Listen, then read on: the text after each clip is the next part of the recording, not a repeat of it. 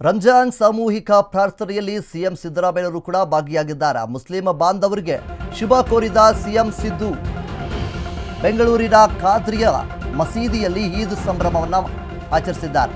Muslim ಬಾಂಧವರಿಗೆ ಶುಭ ಕೋರಿದ CM Siddaramaiah ಬೆಂಗಳೂರಿನ ಖಾದ್ರಿಯ ಮಸೀದಿಯಲ್ಲಿ ಈದ್ ಸಂಭ್ರಮವನ್ನು ಆಚರಣೆ ಮಾಡ್ತಾ ಇದ್ದಾರೆ. ಶಾಸಕ ರಿಜ್ವಾನ್ ಅರ್ಷದ್ ಜೊತೆ ಮಸೀದಿಗೆ ಬಂದಿದ್ದಾರೆ ಸಿಎಂ ಸಿದ್ದರಾಮಯ್ಯನವರು. ಕಪ್ಪು ಬಣ್ಣದ ಟೋಪಿ ಧರಿಸಿ ಗಮನ ಸೆಳೆದಿದ್ದಾರೆ ಸಿಎಂ ಸಿದ್ದರಾಮಯ್ಯ.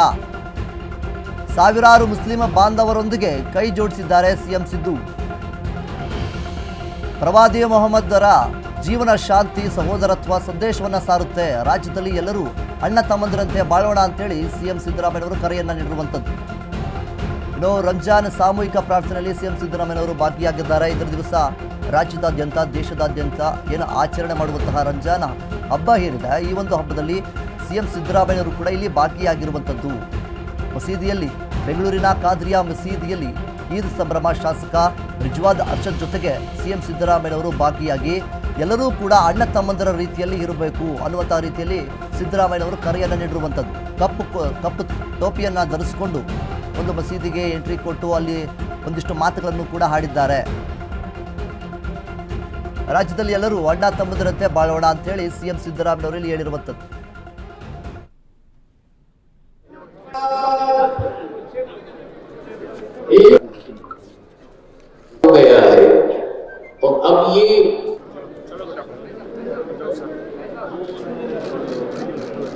शाला हारा हिंदा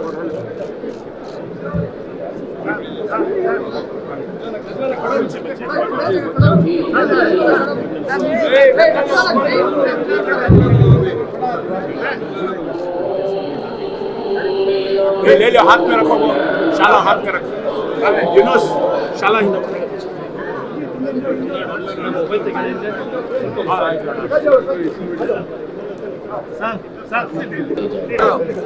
ದಯವಿಟ್ಟು ತರಬೇಡಿ.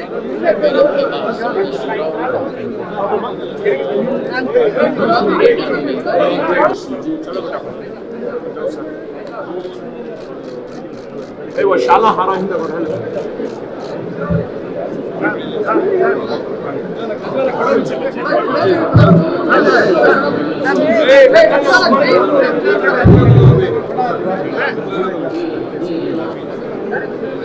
ले लो, हाथ में रखो, वो शाला हाथ में रखो, यूनुस शाला हिंदा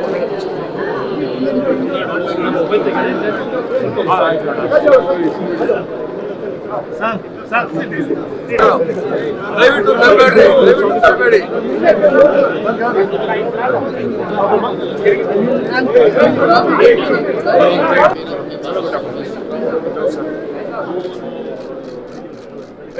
ಇಂದಿನ ದಿವಸ ರಂಜಾನ್ ಹಬ್ಬದ ಪ್ರಯುಕ್ತವಾಗಿ ಈಗಾಗಲೇ ಸಿಎಂ ಸಿದ್ದರಾಮಯ್ಯನವರು ಏನು ಮುಸ್ಲಿಂ ಬಾಂಧವರಿಗೆ ಶುಭವನ್ನು ಕೋರಿದ್ದಾರೆ. ಸಿಎಂ ಸಿದ್ದರಾಮಯ್ಯನವರು ಬೆಂಗಳೂರಿನಲ್ಲಿರುವಂತಹ ಖಾದ್ರಿಯಾ ಮಸೀದಿಗೆ ತೆರಳಿ ಅಲ್ಲಿರುವಂತಹ ಮುಸ್ಲಿಂ ಬಾಂಧವರ ಜೊತೆ ಮಾತನಾಡಿ ಎಲ್ಲರೂ ಕೂಡ ಅಣ್ಣ ತಮ್ಮಂದಿರ ರೀತಿಯಲ್ಲಿ ಇರಬೇಕು ಅನ್ನುವಂತಹ ರೀತಿಯಲ್ಲಿ ಒಂದು ಕರೆಯನ್ನು ಕೂಡ ನೀಡಿದ್ದಾರೆ.